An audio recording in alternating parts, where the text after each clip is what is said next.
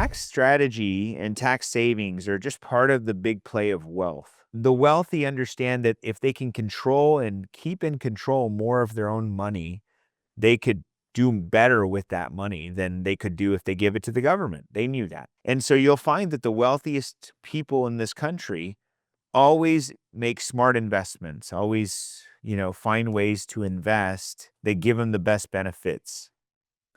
And I started to go on this journey, and I was in the process of kind of writing a new book. And in the process of writing the book, I was talking to one of the editors from the publishing company that I wanted to put my book with, and they said to me, David, so what is it that you really do? And I tell people, well, I help people preserve and build wealth. And then they asked me a question that just really stuck out to me. They said, well, what's the difference between rich and wealth? Riches and wealth, or being rich and being wealthy. They asked me this question that was, David, what's the difference between rich and wealthy? And I said, well, I think rich is temporary. I think rich is a trap. I think most people live a rich life. And they were like, go on. And I said, I think most people have a good life, and by world standards, global standards, most people have or are defined as rich. They just don't know it. What I define rich is having enough to enjoy life, having enough to pay your bills, having enough to get some of the nice material things, but not having enough not to work, not having enough not to change time for money. And I think people start to enjoy life so much that they get rich habits, and then these rich habits keep them stuck in the trap of being rich. You see, people can't invest money because they don't have excess money because they're living rich. People can't grow or get farther in their journey because they're stuck paying their bills. They're living a rich life. When I said that, they said, man, it sounds like rich is a trap. And I said, yeah, you got to escape it. And they were like, that's really good. And I said, all my life I've been trying to escape the rich trap. Stop trying to be rich. Why don't you build some real wealth? Real wealth is where your investments cover your lifestyle and liabilities. Wealth is where your investments cover your lifestyle and liabilities. And your lifestyle must be good, right? I mean, you got to have a good lifestyle. I mean, it's everybody's standard, but now the reason I'm sharing this with you is because when I was writing this or talking about this became the title to the new book. I actually just finalized just this morning before I came in here today. My publishing company is sending me the proof for the cover. We're going to be in airports. We're going to be in Barnes and Nobles and wherever good books are sold. How about that? And this ties really well to our next topic, which is tax strategy, because what I believe in wealth is there's got to be an accumulation of assets, which means you've got to buy assets. And I think that real estate is a great asset. I believe that real estate can be a awesome asset. In the chat, who believes that as well? Put RE in the chat. If you like real estate, if you believe real estate could be a great wealth building asset. Great. I'll share with you some of my real estate journey, but a little later on. But what I want you to know is that wealthy people who are on the pursuit of wealth or leaving the rich trap, they're buying real estate. They want to buy real estate. They want to get in real estate. There's an allure to real estate. And so as an advisor, if you have knowledge in this kind of gives you an appeal, an attraction. This will help you become more attractive to these people because they're like, oh, you understand real estate. Oh, you get it. Like, you're not somebody who just kind of exists. You get what they want. Like, you're not going to find a lot of wealthy people coming to you asking you for stock advice or for retirement accounts. Like they may, but the truth is not going to be very many. A lot of them are going to be trying to leverage things like real estate because real estate has been so heavily talked about in the tax savings community that it's in that they just want to know about it. So what I want to teach today is I want to teach you the 4 tax strategies that you can use to maximize real estate as an investment. Now, we're going to have to start with just some fundamentals. So I'm going to draw these 2 buckets real quick. Okay. Now, these buckets represent 2 types of income. One of them being non-passive, NP, one of them being passive, P. Okay. Now, when you earn income, the IRS will typically designate it one of the other, right? And I'm not talking about capital gains. I'm talking about earned income will be designated as either passive or non-passive. And when we think about passive, it's going to be rental and it's going to be biz. Okay. Just think about these 2. Now, the truth is that most businesses are not really passive, but there are some people who do just invest in businesses. We talk about high net worth people. Over here on this non-passive, it's W-2 and actively participating in biz. So they're both biz, just one's like non-participant, that one is a participant. Now, the reason this is important to get from the beginning is that when people buy real estate, they are investing in typically a passive activity, the P. So their income or losses typically go into this bucket. So if they make money, it goes into the passive bucket. If they lose money, it goes into the passive bucket. It rarely will be put into or into that bucket over there unless there are some strategies applied. So cool thing here, W-2 and business income is here, passive income here. Okay. Now, when people buy real estate, they're typically looking for a tax deduction. So what they do is they say, I was told if I buy real estate and I use the real estate on my tax return, I'll get a deduction. That's what they say. And so they'll buy real estate hoping they can get a big tax deduction. But what they find is that their income or losses goes into this bucket. And just so we're clear, these buckets do not offset each other, which really means is if I make $100,000 in non-passive income and I have a $50,000 loss, I cannot offset them. Passive and non-passive income do not offset each other.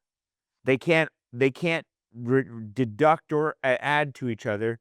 They go to the 1040 separate ways. They go to a 1040 separate ways.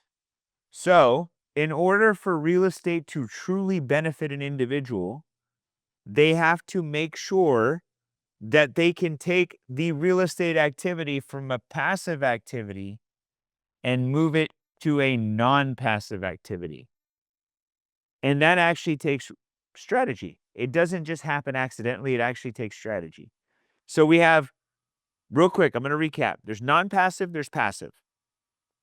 Non-passive, W-2 business, passive rental real estate, and some passive business activities. They don't offset each other. So in the event that you want to use real estate as a loss, it doesn't matter. The only thing that can happen over here is you could have like 2 pieces of property. One could have a $100,000 gain. One could lose $50,000. So you'll have a $50,000 positive gain here. That's what's going to happen. And that happens all the time. Okay. Just so you know, that happens all the time. And most people will buy real estate and get stuck over here.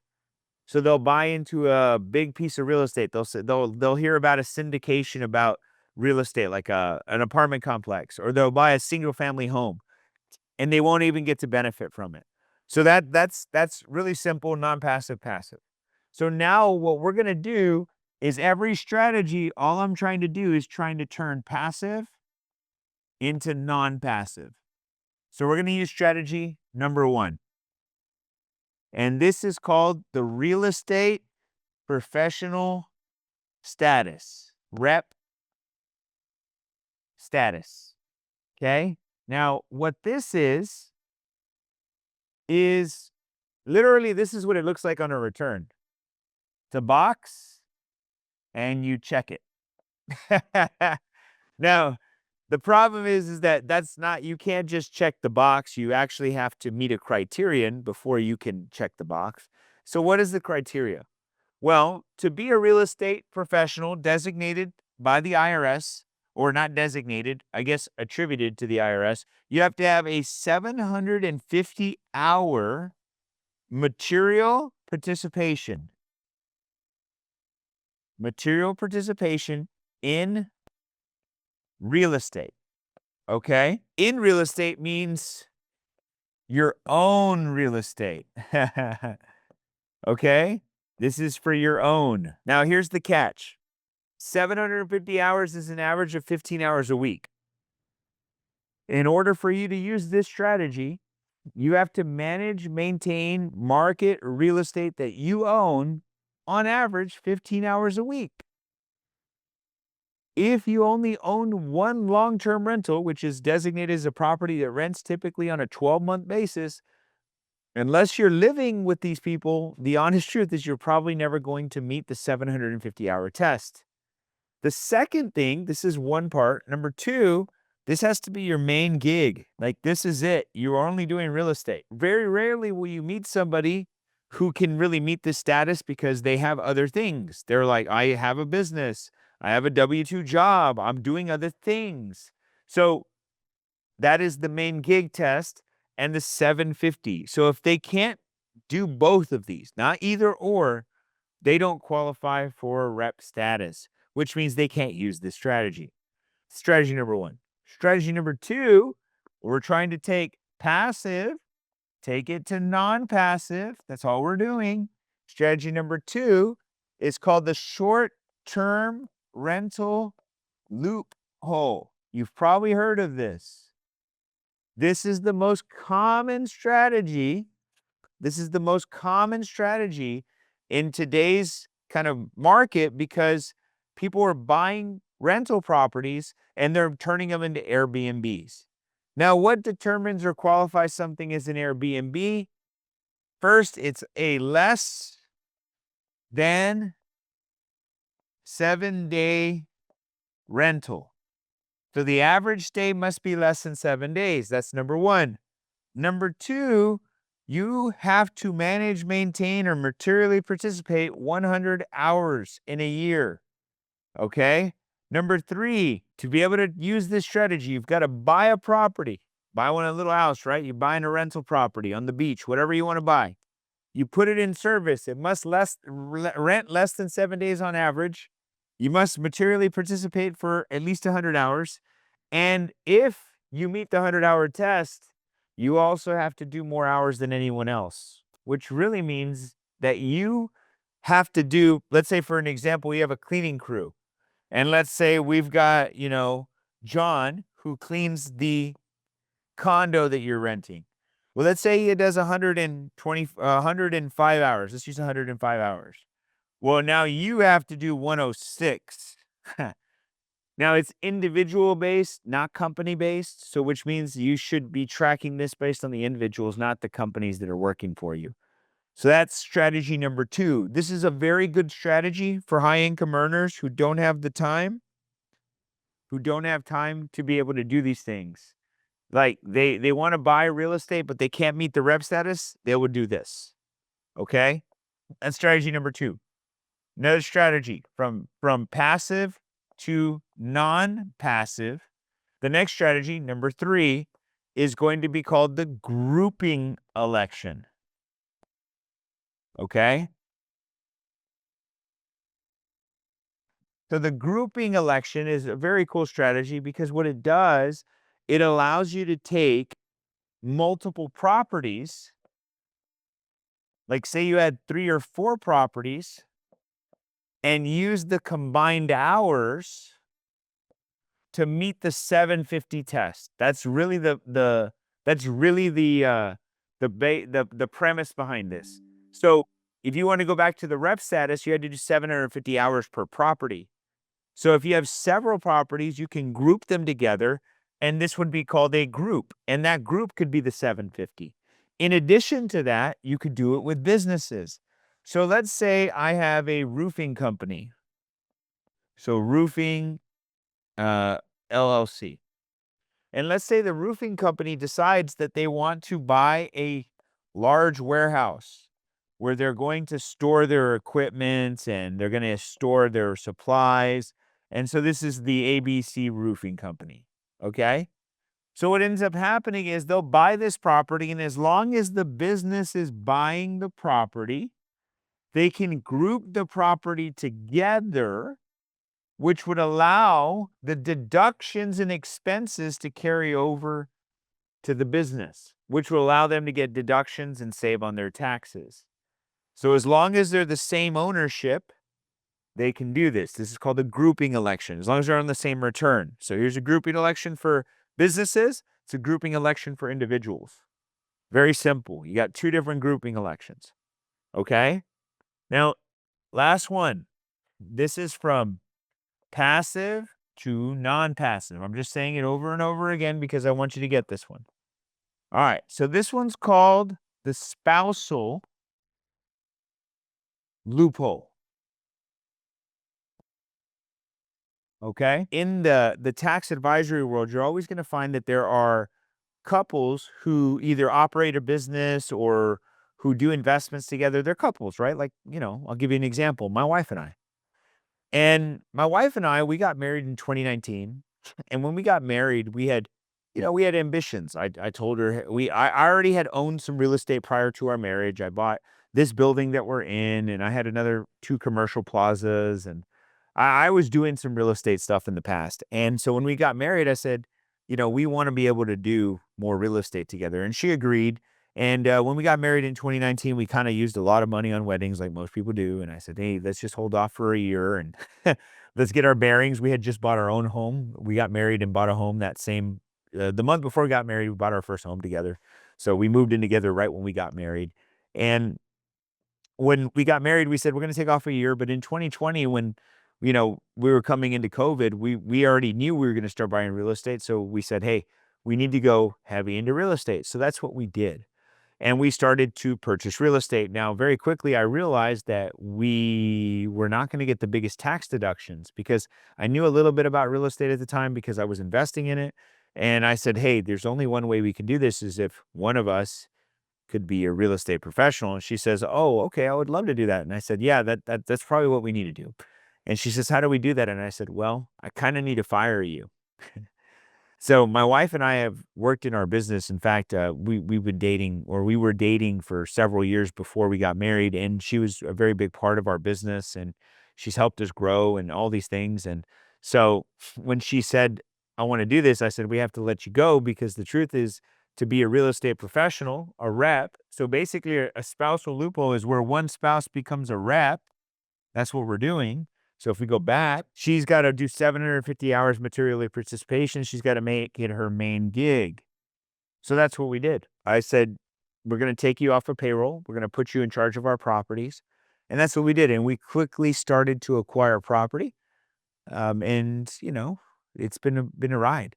So it's a real true statement. She does manage everything from this facility to any of our rental properties, any of our tenants. They all know her. We also own some big apartment complexes that she's part of as well. And she does all those things all so that we can get the tax benefits. Now, the tax benefits were amazing in 21 and 22 and in some in 23, but 2023 wasn't as great, but 24 would have been great. However, I haven't paid taxes since we got married. I was paying a little bit of tax because I was single and it was hard. But now at this point, we don't pay any taxes because we leverage real estate and some of the other strategies that we use inside of Tax Maverick. So it's been a hell of a journey using it and leveraging real estate, and that's a big deal. We're an LLC owned by her. So great question. So that just depends. It just depends on. We do put everything in legal structure, so everything's in an LLC, but. It just depends if it's all her or it's both of us. We do live in a state of community property, which is Texas. So now that we get there's 4 strategies, okay? Let me go back here. There is the short-term rental. There is the group. And then there's the spousal loophole. Oh, okay? And I want you to know all these because these are the ones that are going to be used. These are the only ones that you're going to use. And I use these today personally, and I've used them. I mean, we do own an Airbnb, which I'm not in love with, but we do have one of these. My wife is one of these. We don't, I used the grouping election when I wasn't married. I used it for this property. And today we use this, the spousal. So my wife is a rep, and that's how we benefit from these. Now I'm going to show you how you actually calculate savings now, but I'm going to go here and make sure I don't have any questions. It is the rep. It is the rep. I'm saying the difference is that when the reason it's a strategy is because my wife and I intentionally took her out of the business to do it. That's why it's a strategy. It is a rep. It's the rep status, but it is we've intentionally did that. I hope that makes sense. Let me go to the board and show you how to calculate what the savings, okay? So we're going to use $1 million property just because I think the numbers will make more sense. Okay. So let's say we buy $1 million piece of property. And I know that's in California, that's like a shack, but in most states, that's a pretty good property. And let's say we want to buy it and we're going to use it to rent it out. Okay. So we buy $1 million property. Now, to use it on our taxes, we have to do a few things. Okay. The first thing that we must do, number one, is we need to subtract something called land.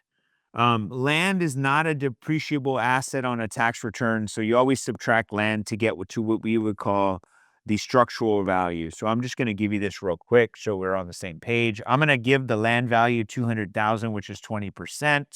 There you go. And 800,000 is our number. So let's say I buy a property, we buy it, we want to put it on our tax return, so we start here. So in order for us to use this property, traditionally what you would do is you'd put the $1 million purchase, you would subtract the land value, you got the structural value, and then what you do is you divide this by the useful life, the macro's useful life that the IRS allows for depreciation of a residential property. In this case, let me just get my phone out. What you do is you go to the IRS code and you find out how long a residential property can be depreciated for. I'll tell you the number. It's 27 and a half years. So what you do is you take 800,000 and you divide it by 27.5 and you will get a total of 29,090.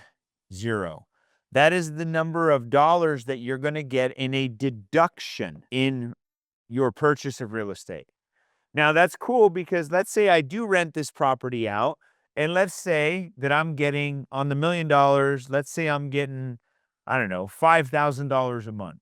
So I'm getting $5,000 a month times 12 months. I'm getting $60,000 a year in rental income for this property. Now that I get $60,000 per year, I get to subtract ordinary expenses like insurance, taxes, maintenance. Let's say it's half. So I'm going to divide it by 2. My profit on this property is $30,000. However, I can bring my $29,000 in depreciation deduction, and now my profit is less than 1,000. So let's just round it to 29,000. And I have $1,000 profit.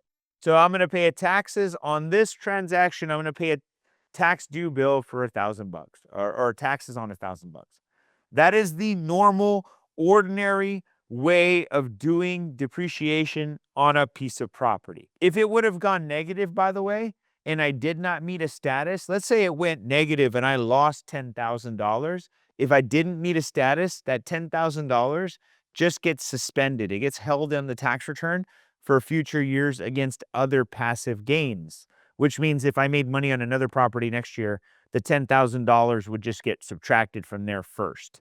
It's just called net operating losses get carried forward.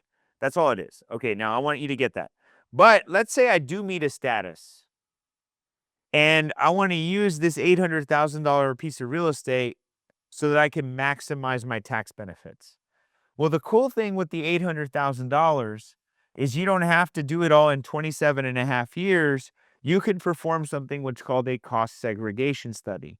And cost segregation studies are exactly what it sounds like. Cost segregation.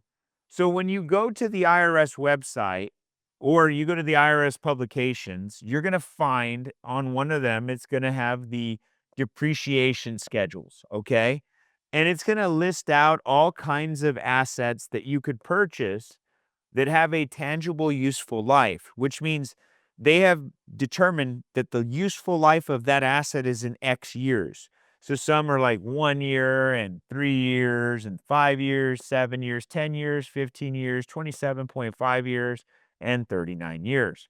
So they put all these depreciations and they say, if you have this thing like a tractor, let's say the tractor's useful life is 7 years. That's just how they done it. I don't know how they calculate it, but that's what they do. So what we do is we go and when we take a property, we actually list out every single component of that property so that we can calculate the useful life of every component, which we call segregation.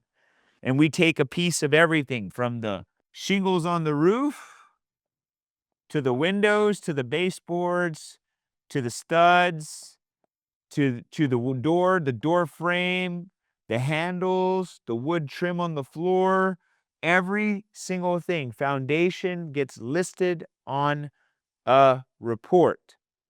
And then what we do is we assign on that report all the items that go to the useful life year based on the item on the depreciation schedule.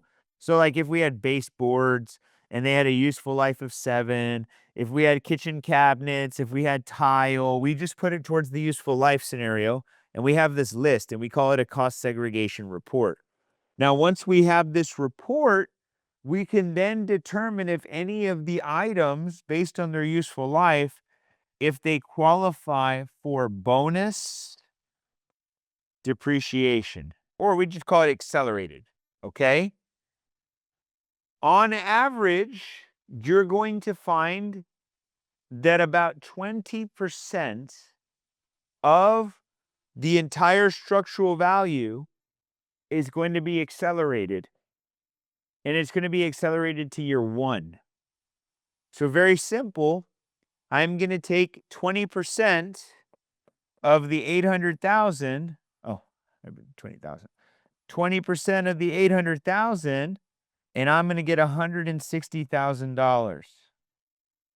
That $160,000 is going to be a negative, and I'm going to take from the 30 that I had here in profit and I'm going to subtract $160,000. And guess what? I have $130,000 loss now. Now, if I meet one of the 4 statuses that I talked about, then this negative 130 can go against my W-2, could go against my business, could go against any form of income that is non-passive, which means I save big on my taxes. And the way you calculate the total tax savings is you get the 130 times my marginal tax rate. Let's say it's 30%. If we say it's 30%, at 30%, it would be $39,000. That's the 30% of 130 is $39,000. That is how you calculate this stuff, and that's how you use this. So it says, leave the home to your kids, and when you die, they get the step-up basis. Absolutely, I love that.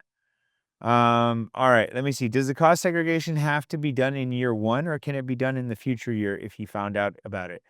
So, Jose, I would say the best time to do it is year 1, but I wouldn't go past, you can't even go past 3 years because you can only amend 3 years back. But what I would recommend is that you would just do inside of Tax Maverick, you can actually just kind of do an estimate. In some cases, it may not make sense after 2 years. 2 years is probably the farthest I would go back. Who does the cost segregation analysis? So there are companies that do this. We do them inside of our office, so we can offer that kind of service to our advisors in our network. However, we only do it for properties under $1 million. If it's over $1 million, we have a commercial provider that can help you with that. These are all great questions. Does it help you? Does it make you think bigger about real estate? Yes or no? Yes, Kevin says. 100%. You know, I I want you to think about this before we transition, that your job is to be able to buy real estate if you don't already do it, because you should be your own client. You should be your own client. Do you need a special skill to do cost? Yes, you do. You really need to understand real estate. You need to understand materials. You need to understand. It's usually done by an engineer and a CPA is typically what it'll work with. So, but Priscilla's asking, based on my experience, what's more profitable, Airbnb or rental? Well, they're both rentals. One's short term, one's long term. Let me just put it this way: it just depends on how much you purchased it for. Purchase price has a lot to do with it. Let's put it in this frame for everyone. We don't tell people about we don't tell people about tax strategies. We talk about investment strategies that give you tax benefits. And so what I recommend to all of our clients is that we do an evaluation of the returns before we even do the investment. And in real estate right now, it's just not a very attractive. The returns are not attractive. If I had to pick the one that would give you the best opportunity for a return, that would be Airbnb. And when I say opportunity, it's not guaranteed in any way, shape, or form. It's just an opportunity. So, all right. And do you need last question? Do you need to have a real estate license to be considered a rep? No, no, not at all. You just have to meet the hour requirements, Lisa. That's it. That is it. The hour 750 main gig. So you can have a license that would help you to accumulate some hours, but it doesn't necessarily make sure you get those hours.